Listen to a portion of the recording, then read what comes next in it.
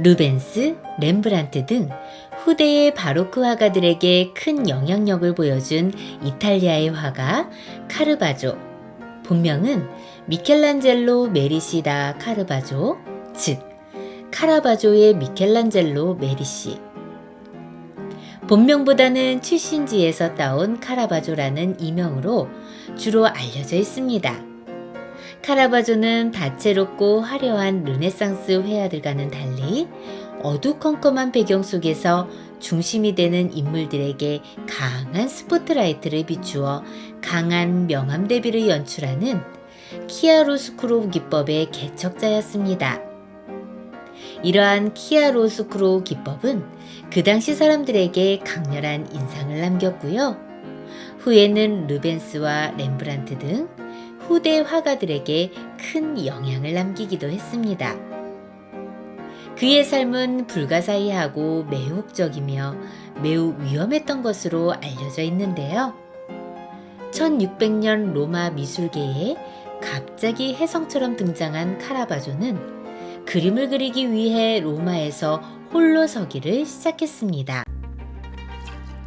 어떠한 수입도 없고 후원자도 없이 술과 방탕한 생활을 하던 그는 극적인 성공을 거둔 후 활발한 활동을 시작했습니다.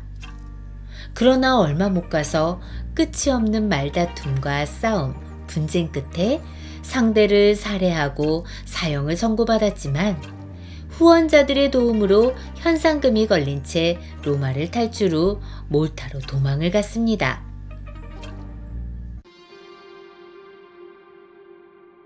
이렇게 카라바조는 문제아 취급을 받으면서도 그의 그림을 좋아하는 후원자들로부터 지원을 많이 받았습니다. 그래서 수차례의 옥살이와 탈옥을 반복하는 인생을 살았는데요. 가까스로 도망친 몰타에서의 생활도 만만치는 않았습니다. 항상 그랬듯이 시비와 다툼은 계속 그의 삶 속에 있었습니다. 카라바조는 몰타에서 안정적으로 정착하기 위해 기사자기를 받기로 하고 그 대가로 그림을 남기는데요. 바로 세례자 요한의 참수입니다. 1610년 그는 10여 년간의 활동을 뒤로한 채 사망하게 되는데요.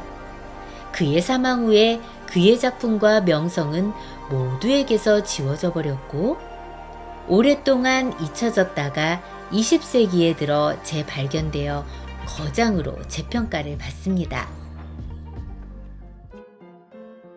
류트라는 악기를 연주하는 젊은 사내를 중심으로 모두 4명의 젊은 사내들이 모여 있습니다. 망토를 걸치고 가운데 있는 주인공은 류트를 연주하고 있습니다.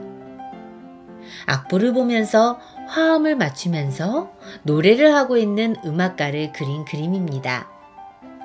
뒤에 앉은 사내는 가만히 고개를 떨고 포도송이만 만지고 있습니다. 류트 연주자는 카라바조의 동성연인인 마리오 미니티로 보는 시각이 지배적이고 콘네토 연주자를 카라바조의 자화상으로 보는 미술학자들이 많이 있습니다. 그런데 노래를 부르는 류트 연주자의 눈이 눈물로 촉촉합니다. 사랑의 상징인 큐피드가 고개를 숙이고 있는 모습 또한 의미심장합니다. 아무래도 이들은 사랑은 기쁨이 아닌 슬픔을 담고 있는 모양입니다. 과일 바구니를 든 소년. 카라바조는 콘네틀로 내려놓고 과일 바구니를 품에 안고 있습니다. 음악가 속 그와 동일한 포즈의 작품입니다. 한쪽 어깨를 드러내고 눈을 마주 봅니다. 어깨로 보이는 깊게 파인 쇄골, 반쯤 흘러내린 블라우스, 탐스러운 과일은 화가의 놀라운 기법을 보여줍니다. 인물과 과일을 그린 그림으로 볼 수는 있으나 이 작품 속에도 숨은 알레고리를 찾아볼 수 있습니다. 맑고 투명한 포도방울과 탐스럽게 잘 익은 사과는 화가의 젊음과 아름다움을 상징하고요. 시들어 말라버린 이 파리는 결국 사라질 수밖에 없는 젊음과 아름다움의 부질없음을 상징합니다. 그리고 카라바조는 작품을 통해 자웅동체, 동성애 등을 표현하기도 했는데요. 도마뱀의 손가락을 물린 청년에서 잘 표현하고 있습니다. 남자인지 여자인지 도무지 분간할 수 없는 중성적인 외모의 미소년들을 자주 작품 속에 그려내어서 자신의 성 정체성을 표현하려 한 듯합니다. 카라바조의 마지막 작품 골리앗의 머리를 든 다윗. 마지막 몰타에서의 당시 심경을 읽을 수가 있는데요.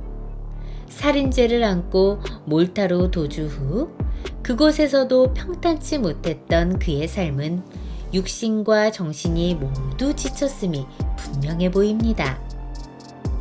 이쯤이면 그동안 난폭했던 그의 삶을 돌이켜봤을 것으로 추측됩니다. 다윗의 모습은 젊은 날의 카라바조이고 골리앗의 흐트러진 모습은 현재의 자신의 모습으로 이중초상화설로 볼 수 있습니다. 그의 마지막 작품에서 스스로 자신을 벌하는 표정이 밝을 수만은 없습니다.